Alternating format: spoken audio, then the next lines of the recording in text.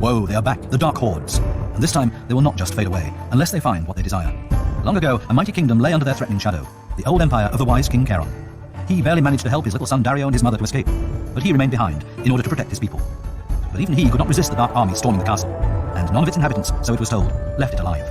After all this had happened, the once proud realm split up into 8 princedoms, and only the ruins of the castle offered a last glimpse of the long-gone glory. And Eric should prove to be of great support.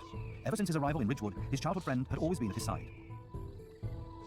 Eric was able to show his friend the fastest way to Crawford, straight through the swamp, and Dario's uncle and guardian Helias also lived in this town. The powerful clergyman Helias should certainly know a few things about the attacks on the surrounding villages, and why these Black Knights were looking for a boy with an amulet resembling the one Dario received on his mother's deathbed.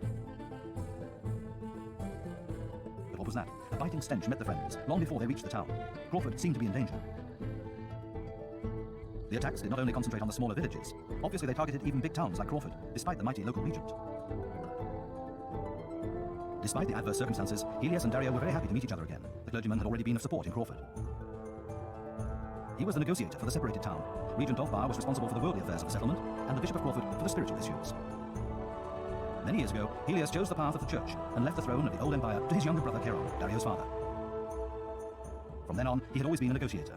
Still, he always stayed an influential man who pulled a lot of strings in the background and maintained connections everywhere. It was his dream to recreate the old empire when the time had come. Eric, it's good to have you back. Dario, your mother's death really troubles me. Now it's even more important to put an end to these attacks. The Black Knights have positioned themselves all around Crawford. Even though the town lies on a hill, it doesn't have any walls for protection. The settlement to the south has already been completely destroyed by the attackers. You probably saw that upon your arrival.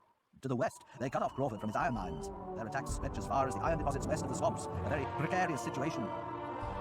The town is very weak now. Without iron, we are not able to equip sufficient soldiers with weapons in order to defend the village.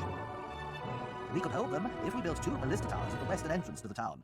These towers really are a technological marvel, as they independently shoot at advancing enemies. Dario, Eric, take on this mission, and the people of Crawford will be forever grateful. You can set up your base south of the settlement. There, a small keep was able to withstand the attacks. You should quickly build up a well-functioning settlement. You will need it if you want to lift the siege on Crawford. And don't worry about the burning ruins. They will soon collapse all by themselves.